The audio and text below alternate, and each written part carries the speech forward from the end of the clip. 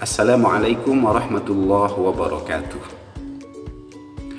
Alhamdulillahi rabbil alamin. Allahumma salli wa sallim ala sayyidina Muhammad wa ala alihi wa ashabihi ajma'in. Anak-anak sekalian yang berbahagia, bagaimana kabar kalian hari ini? Tentu Pak Muzaik sangat berharap kita semuanya, kalian semuanya tetap sehat walafiat, semangat, ceria menjalani ibadah puasa Ramadan kita. Dan semoga setiap ibadah yang kita lakukan, puasa kita, sholat tarawih kita, bacaan Quran kita, infak sedekah kita, dan lain sebagainya, semuanya diterima oleh Allah Subhanahu wa Ta'ala dan dibalas dengan kebaikan yang berlipat ganda untuk kita. Anak-anak sekalian, pada kesempatan kali ini Pak Muzaik ingin menyampaikan satu kisah dari penggalan episode kehidupan Rasulullah Sallallahu Alaihi Wasallam, yaitu kisah tentang wafatnya Rasulullah Sallallahu Alaihi Wasallam.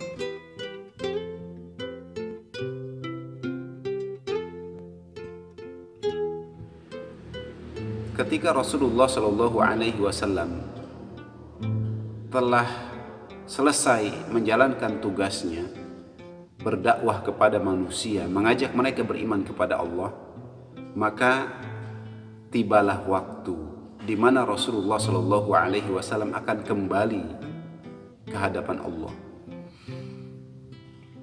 Dan diawali dengan sakitnya Rasulullah Shallallahu Alaihi Wasallam.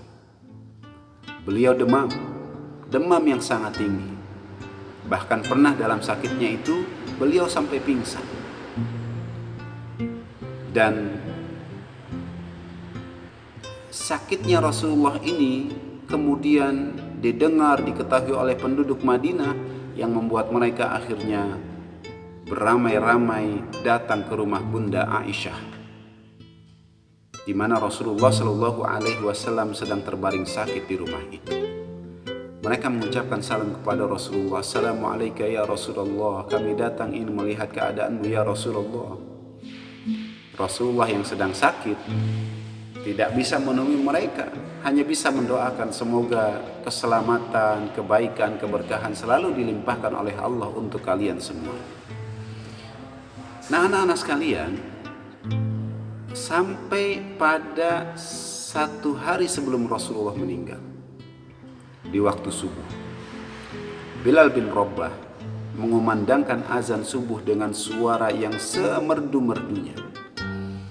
Kemudian setelah selesai azan, Bilal datang ke rumah Rasulullah, ke rumah Bunda Aisyah, mengucapkan salam. Assalamualaikum ya Rasulullah. Fatimah putri Rasulullah yang ada di dalam rumah kemudian menjawab salam Bilal. Waalaikumsalam.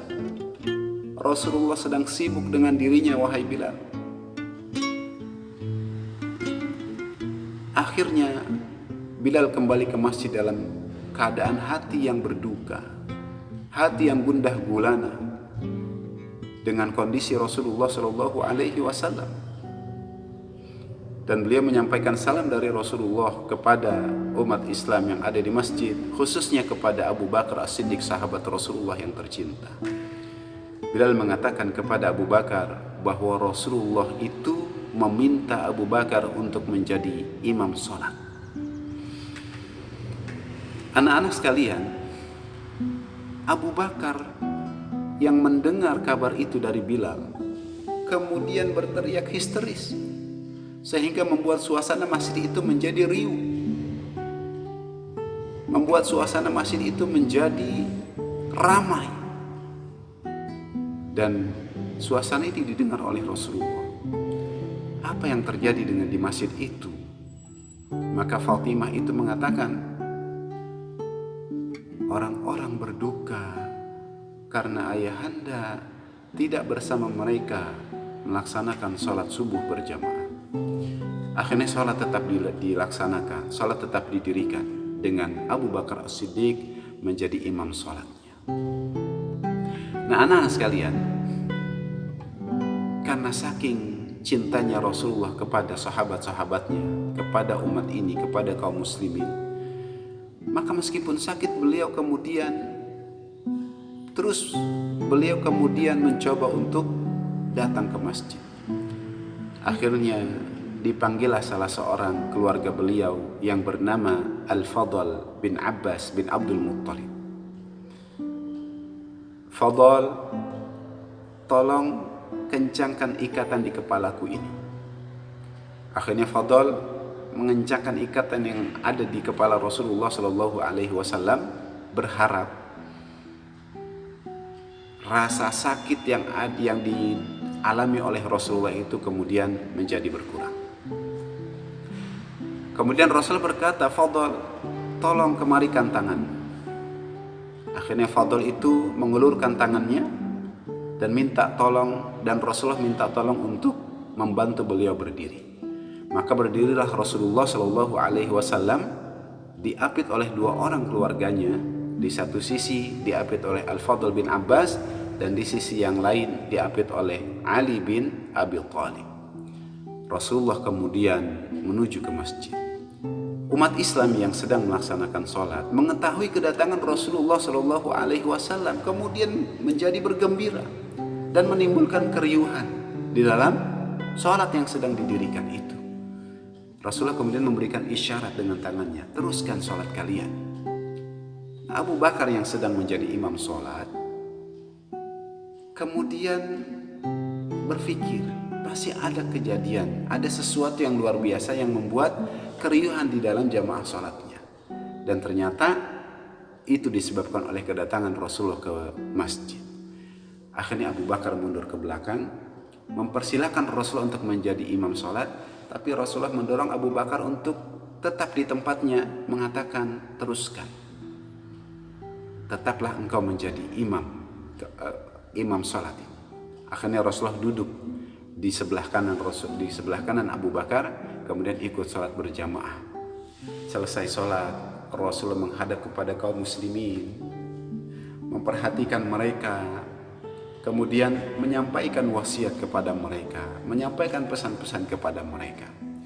Dan umat Islam, kaum muslimin, sahabat-sahabat Rasulullah yang akhirnya bisa sholat bersama dengan Rasulullah itu hatinya diliputi dengan kebahagiaan, hatinya diliputi dengan kegembiraan.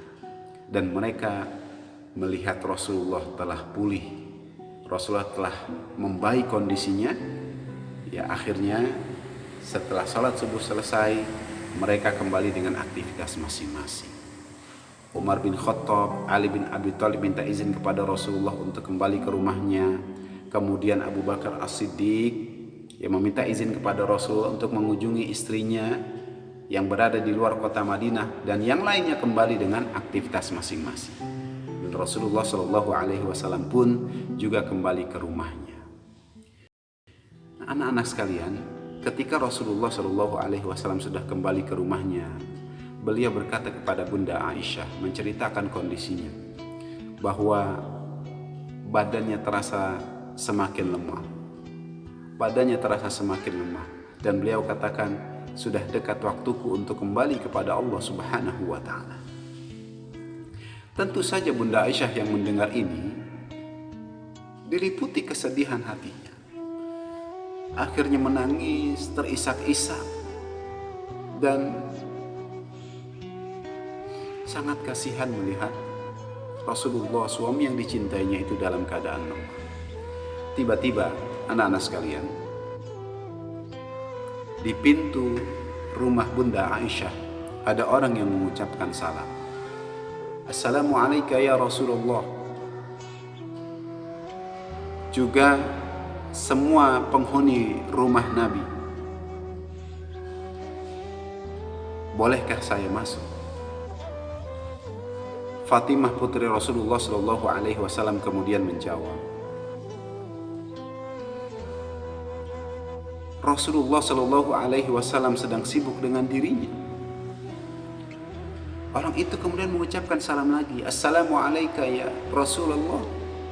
Juga seluruh penghuni rumah Nabi dan pewaris kenabian. Kemudian Fatimah juga menjawab dengan jawaban yang sama. Rasulullah Shallallahu Alaihi Wasallam sedang sibuk dengan dirinya. Akhirnya orang tadi memperhatikan Fatimah tanpa berbicara apapun, tanpa berbicara sepatah kata pun. Dan ini membuat Fatimah merasa ketakutan. Fatimah mengatakan, berdiri bulu kuduku. Akhirnya Rasulullah Shallallahu Alaihi Wasallam mengatakan kepada Fatimah, wahai Fatimah, tahukah kamu siapakah yang datang itu? Aku tidak tahu, wahai ayah, kata Fatimah. Rasulullah kemudian mengatakan, dia adalah malaikat maut. Dia adalah pemutus segala kesenangan, penghancur segala kesenangan. Maka setelah diizinkan oleh Rasulullah untuk masuk, akhirnya malaikat maut itu masuk mendekat kepada Rasulullah Shallallahu Alaihi Wasallam. Rasulullah bertanya kepada malaikat maut, di mana engkau tinggalkan Jibril, wahai malaikat maut? Maka malaikat maut ini mengatakan, Jibril aku tinggalkan di langit dunia, dan malaikat-malaikat yang lain senantiasa memuliakan Jibril alaihissalam. Rasulullah berkata kepada malaikat maut, bolehkah aku meminta Jibril untuk datang? Maka tidak lama kemudian malaikat Jibril datang menemui Rasulullah Shallallahu Alaihi Wasallam dan duduk dekat kepala Rasulullah Shallallahu Alaihi Wasallam. Anak-anak sekalian, ketika malaikat Jibril itu sudah datang di samping Rasulullah Shallallahu Alaihi Wasallam, maka Rasulullah bertanya, wahai Jibril, apa yang telah Allah siapkan untukku? Maka malaikat Jibril itu menjawab, seluruh pintu langit telah dibuka dan malaikat-malaikat telah berbaris untuk menyambut kedatangan ruhmu, serta pintu-pintu surga seluruhnya juga dibuka untuk menyambutmu, dan bidadari-bidadari juga sudah berhias untuk menyambut kedatangan roh. Mendengar jawaban dari malaikat Jibril, tampak Rasulullah Shallallahu Alaihi Wasallam belum lega. Rasulullah itu belum tenang. Kemudian Rasulullah bertanya lagi, wahai Jibril, lantas bagaimana dengan nasib umatku kelak? Apa yang telah Allah sediakan untuk mereka di hari akhirat nanti? Malaikat Jibril yang mendengar ucapan itu dari Rasulullah kemudian tercenung, berpikir, inilah manusia mulia, inilah manusia luar biasa yang ketika telah disampaikan kabar untuk dirinya dari Allah Subhanahu wa Ta'ala dengan kabar yang penuh kebaikan, tapi dia tidak merasa tenang, dia tidak merasa senang, tapi dia juga terus memikirkan nasib umat. Akhirnya malaikat Jibril itu mengatakan, surga itu diharamkan untuk dimasuki oleh nabi-nabi sebelummu, sebelum engkau masuk ke dalam surga itu. Dan surga itu juga diharamkan untuk dimasuki oleh umat yang lain sebelum umatmu memasuki surga itu. Barulah hati Rasulullah terasa lega. Kemudian Rasulullah berkata, wahai malaikat maut, mendekatlah kepadaku sekarang. Akhirnya malaikat maut itu mendekat kepada Rasulullah.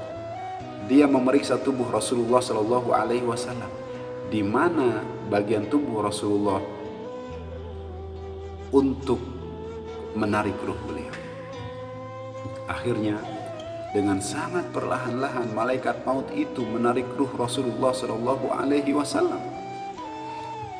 Kemudian ketika ruh Rasulullah itu telah sampai di pusat, Rasulullah mengatakan, duhai, alangkah sakitnya sakaratul maut ini. Beliau juga berdoa, Allahumma ya Allah, tolonglah aku menghadapi sakaratul maut ini. Tolonglah aku menghadapi sakaratul maut ini. Jibril yang melihat kondisi Rasulullah itu kemudian tidak kuasa melihatnya, akhirnya memalingkan pandangannya dari Rasulullah Shallallahu Alaihi Wasallam. Melihat itu kemudian Rasulullah Shallallahu Alaihi Wasallam berkata kepada Jibril, wahai Jibril, apakah engkau benci kepadaku sekarang sehingga engkau tidak mau melihat kepadaku? Jibril mengatakan, siapa yang tega melihat kekasih Allah sedang mengalami penderitaan yang seperti ini? Anak-anak sekalian yang berbahagia, malaikat maut terus melaksanakan tugasnya, menarik ruh Rasulullah Shallallahu Alaihi Wasallam. Dan Bunda Aisyah istri Rasulullah yang melihat keadaan Rasulullah Shallallahu Alaihi Wasallam menangis tidak henti, bercucuran air matanya.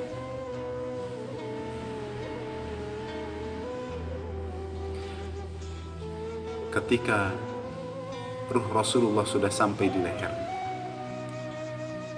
Rasulullah masih sempat mengucapkan wasiat pesan-pesannya untuk sahabat-sahabat, untuk keluarganya. Beliau mengatakan, aku wasiatkan kepada kalian untuk menjaga sholat. Aku wasiatkan untuk kalian untuk menjaga sholat, dan juga untuk menjaga orang-orang yang ada di bawah tanggungan kalian. Ada salah seorang sahabat yang lain yang bernama Anas bin Malik. Dia bercerita, ketika ruh Rasulullah Shallallahu Alaihi Wasallam sudah sampai di lehernya, maka aku melihat Rasulullah masih ingin mengucapkan sesuatu. Kemudian aku dekatkan telingaku ke mulut Rasulullah Shallallahu Alaihi Wasallam, dan kalimat terakhir yang diucapkan oleh Rasulullah mengiringi kepergian ruh beliau itu adalah ummati, ummati, umatku, umatku. Itu yang diucapkan oleh Rasul, umatku, umatku. Rasulullah mengkhawatirkan kita semuanya, anak-anak sekalian. Rasulullah itu mengkhawatirkan keadaan kita sepeninggal beliau, sehingga yang keluar dari mulut beliau adalah ucapan umatku, umatku.